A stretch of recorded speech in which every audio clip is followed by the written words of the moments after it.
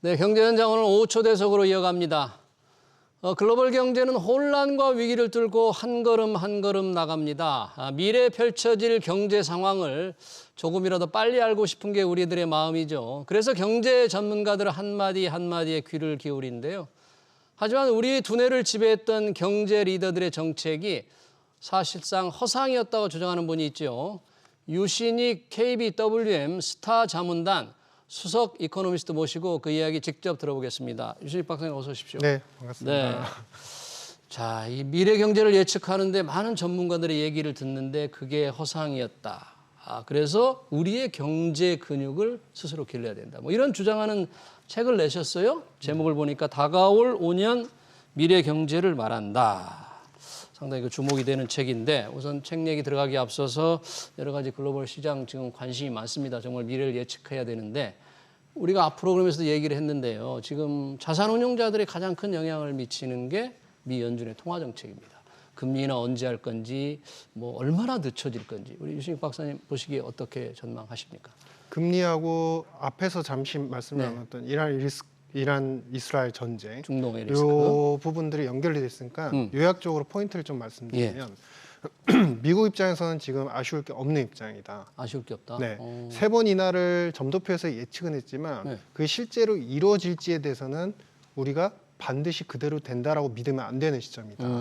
왜냐하면 지금 그들의 입장을 잘 생각해 보시면 실질 이자율이 1.96 정도이고요. 예. 올해가 실질 GDP가 2% 정도 나올 상황입니다. 네. 그러면 실질 이자율과 실질 GDP 증가율이 거의 유사한 수준으로 나온다는 이야기는 부채도 크게 늘지 않고 경제가 그렇다고 크게 다운그레이드 되지도 않는 어떻게 보면 수평한 평탄한 형태로 지금처럼 유지가 된다는 이야기거든요. 인플레이션은 높지만 네. 그렇죠? 네. 그 얘기는 제가 이제 제 책과 관련돼서 이제 잠시 언급만 해드리면 이게 사실 인플레이션 2%에 대한 타겟팅은 아직도 목표로는 갖고는 있지만 이건 사실 1980년대에 바로 뉴질랜드에서 결정된 정책이었습니다. 2% 네, 목표금리라는 2% 게 목표가. 중앙은행들이 지표. 네. 정확히 말씀드리면 논리와 2%를 넘어가면은 굉장히 위험하다는 논리와 체계 자체가 분명하지 않아요. 그래요. 그리고 왜 2%냐 이게. 네. 과학적으로 지금 2000년대를 넘어서면서 미국 같은 경우는 이미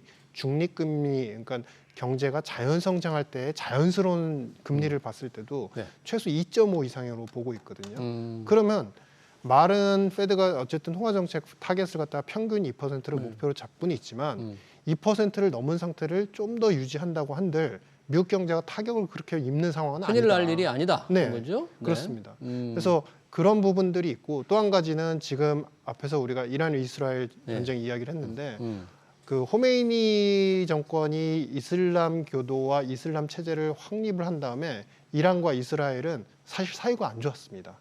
안 좋았는데 그나마 버텼던 거는 이스라엘 입장에서 이라크가 이란을 견제할 수 있는 도구적인 어떤 역할을 해주니까 그러니까 이란을 갖다가 그냥 싫지만 그냥 내버려 두는 그런 상황이었고 최근에는 말 그대로 이란 그다음에 하마스 이 친이란 배후 세력들까지 다 합쳐서 이스라엘을 이제 뭔가 타격을 하고 공격을 하려는 입장인데 이스라엘도 만만치 않죠. 근데 중요한 거는 핵심이 뭐냐면 그래도 미국이 허용하는 범위 내에서 어느 정도 통제된 권역 안에서 서로 싸움을 한다는 겁니다. 약속 대련? 이런 겁니까 지금? 뭐 약속이라기보다는 그건 아니지만 우리가 라이어라고 하죠. 그러니까 어떤 특정한 통계적 범위를 넘어설 정도로 굉장히 리스크가 크게 나오진 않는다는 그렇진 거죠. 않다. 왜 그럴까? 잘 생각해 보시면 이란은 올 연말에 이제 트럼프가 재선이 되던 그러니까 당선이 되던 바이든 대통령이 재선이 되던 어쨌든 이란 핵 협상을 조금이라도 마무리를 잘 져서 경제 제재를 완화시켜서 국민적 호응을 얻어야 되는 숙제가 있는 상태입니다. 경제 제재 완화 필요성이 높다 그런 거죠. 그러면 이스라엘은 또 무엇을 갖고 있느냐? 이스라엘 입장에서는 사실 네타냐후 총리가 일단은 압박을 많이 받고 있습니다. 내부적으로 조사도 많이 받고 부패 갈등 때문에. 그래서 전쟁으로 뭔가 시각을 돌리고 있는데 핵심은 뭐냐면 미국이 이에 대해서 스탠스를 명확히 제시를 하고 있지 않아요. 바이든은 전쟁을 하지 말기를 바랍니다라고 표현하지만 공화당은 이스라엘 무기 지원을 위한 표결을 이번 주 안에 표결에 붙일 예정입니다. 그만큼 스탠스가 혼란한 틈을 타서 이스라엘은 또 한번 다시 반격 한번 해볼까? 재보복을 할까? 네, 그런 상황인 겁니다. 알겠습니다. 중동 분쟁, 지역 갈등 얘기 마무리하고요. 지금 책을 보니까 부재 경제 신은 죽었다, 경제 신이 죽었다 그랬더라고요. 뭐 기존의 논리라든지 이런 게 다 없어졌다 이런 뜻입니까? 경제 신이 죽었다는 게 뭡니까? 우리는 신은 아니어도 경제 전문가들이 얘기를 귀에 쫑긋하거든요. 네. 근데 무슨 뜻이에요? 맞는 말씀이고요. 두 가지 포인트가 있습니다. 첫 번째는 우리가 20년 이상을 이제 2000년대 이후에 겪어보니 네. 재정 적자가 몇 % 이상이면 부도가 나거나 국가 파산에 있을 수 있으니까 위험하다. 네. 경상수지는 얼만큼 있어야 된다. 네. 인플레는 얼만큼 수치에 멈춰 있어야 된다. 이런 전통 경제학적인 우리가 소위 얘기하는 뭐 죄송스럽지만 세고전학파, 세케인즈학파, 네. 전통 오스트리아학파 이런 논리들은 이제는 맞지 않다는 맞지 겁니다. 않다. 과거의 논리는 맞지 않다. 네. 수치보다는 현재 경제 상황에 접목했을 때 이게 과연 적응 가능하냐. 아. 우리가 소위 말해서 그런 거랑 똑같습니다. 아이가 막 점점점 발이 커가는데 예. 반드시 3학년 아이가 초등학교 3학년 아이가 반드시 150짜리의 운동화를 신어야 되는 건 아닌 거예요. 예. 상황에 따라서 이 아이가 너무 발육이 성장이 좋으면 200을 쓸 수도 있습니다. 그러니까 숫자의 의미보다도 그 당시의 상황에 맞춰서 뭔가 우리가 플렉서블하게 변화하는 것들이 중요하고 기존의 그러니까 논리와 체제와 원리대로 앞을 예측하면 안 된다 그런 얘기예요. 네, 맞습니다. 그리고 두 번째는 미국이 그동안 20년 이상의 이제 장기 리더십을 끌어왔지만 사실 거기에는 약간의 테티컬한 기술적인 어떤 속임수가 좀 있었습니다. 기술적 속임수, 미국의 20년 리더의 뭡니까? 기술적 속임수가? 아주 쉽게 예를 잠시만 들어드리면 고대 봉건 시대에 이제 지주가 있었는데 이 지주가 노예들한테 충성을 요구를 하고 계속 맹목적인 어떤 기도를 요구를 하면서 그들에게 나에게 충성하고 기도하시오. 그러면 네. 식량을 얻을 거다. 이럽니다. 네. 근데 매년 가뭄이 드는데 실제로 이 지주가 식량을 공급합니다. 노예 중에서 똑똑한 노예가 어떻게 저 식량이 공급이 되지? 매년 가뭄이 들었는데. 네, 가뭄이 들었는데 어느 날 지주의 지하 창고에 가보니까 금을 찍는 기계가 있었던 거예요. 그 금 찍는 기계를 가지고 금을 찍어서 다른 국가에 가가지고 해상 운송을 통해 가지고 식량을 공급받아서 이제 노예들한테 공급을 했던 겁니다. 예. 자, 그거를 보고서 아, 이거는 우리가 그렇게 혜택을 안 입은 건 아니지만 이거는 약간은 그 거짓말이었어. 그게 미국의 20년 리더십의 속임수와 비슷하다 그런 거예요? 20년이 아니라 거의 100년 가까이. 달러를 계속 찍어내서 찍어내서 달러 패권을 기반으로 해서 달러 패권과 그에 기반한 채권을 기반으로 해서 금융 소득의 중심을 두고 생산과 이런 부분들은 오히려 다른 국가들한테 맡겨서 사실은 노동력을 취하면서 그들은 노동력을 값싸게 이제 소비를 하면서 금융으로 모든 거를 이제 폐기하는 금융으로 사버리는 그런 행태인 거죠. 그런 오랜 동안 유지해온 그러면 달러를 무기로 한 미국의 패권은 계속 유지될 것 같습니까? 자, 그래서 그거를 제1 노예라고 하는 그 스마트한 노예가 그걸 보고서 아, 나도 할래. 나도 딴 동네 가서 할래. 그래가지고 이제 그 딴 동네 가서 은을 찍어내기 시작합니다. 그러면서 자기 군집, 군락을 형성하죠. 바로 중국 연대. 중국 같은 연대가 새로 형성이 된다는 겁니다. 자, 이 얘기는 우리가 기존에 알고 있던 세계 경제 화합이나 트레이드, 그다음에 무역에 대해서 그리고 우리가 안보에 대해서 정치적으로 어떤 평화 리더십을 발휘했던 미국의 어떤 시스템들이 사실상 좀 식상해졌고 이제는 신뢰성에 좀 저하가 되는 국면들이 있다. 그러다 보니까 이 신뢰 저하로 인해서 그 강력한 툴들이 누구나 다 아는 툴이 돼버렸고 그러다 보니까 사실은 분쟁이나 전쟁이나 이런 다각화된 지정학적 리스크도 곳곳에서 발생을 하는 것이다. 그러면 그런 상황에서 그들은 추후에 이제 말씀을 드리겠지만 결론적으로 이 부채와 과도하게 달러빚으로 통해서 경제를 살렸던 시스템을 한번 리어레인지, 새롭게 어레인지를 다시 해야 됩니다. 구조 조정을 확 한다는 거예요? 네, 어떻게 한다는 거예요? 이 자세한 논리는 나중에 좀 말씀드리겠지만 디지털 달러를 통해서 디지털 달러를 통해서 디지털 달러 공급을 통해서 이제 통화 개혁, 일종의 화폐 개혁을 함과 동시에 거기서 디지털 달러를 통해서 들어오는 금융 수지 흑자, 금융의 흑자 규모를 통해서 기존 전통 화폐로 쌓여 있는 부채를 갖다가 상각할 수 있는 그런 구조를 만들어 나간다. 아, 그래요. 조금 복잡한 이론인데 네, 네, 디지털 달러라는 게 중앙은행이 발행하는 거잖아요. 네, 중앙은행 미국 중앙은행 연준이 지금 발행을 하기 위해서 준비를 하고 있죠. 네, 맞습니다. 디지털 달러를 미국 중앙은행은 언제쯤 발행할 수 있게 되나요? 뭐 준비가 좀 돼 있습니까? 최근에 G7하고 거의 베타 시스템, 그러니까 베타 테스트, 시스템적인 베타 테스트는 다 끝난 상태고요. 예. 이제 중요한 거는 앞서 우리가 얘기했던 것처럼 처음에는 전통화폐와 1대1로 당연히 발행이 될 건데 네. 본원통화, 그러니까 우리가 소위 이야기하는 근원통화 안에 포함이 돼서 발행이 되는 겁니다. 이게 추가로 발행이 되는 건 아닙니다. 익스트라 머니가 아닙니다. 절대로. 새로운 머니가 아니라. 네, 네. 아, 그래서 이제 형태만 디지털로 바꾸는 것이고 네. 이제 우리가 소위 얘기해서 비트코인이나 이런 데서 이제 시장 상황을 살펴보시면 백서라는 게 있지 않습니까? 네. 이 디지털 달러도 계획이 중요합니다. 계획. 어떻게 설계할 것이냐. 어. 즉, 이 디지털 달러를 갖고 있는 사람의 입장에서, 기관의 입장에서 몇 퍼센트 금리를 주어줄 것이냐.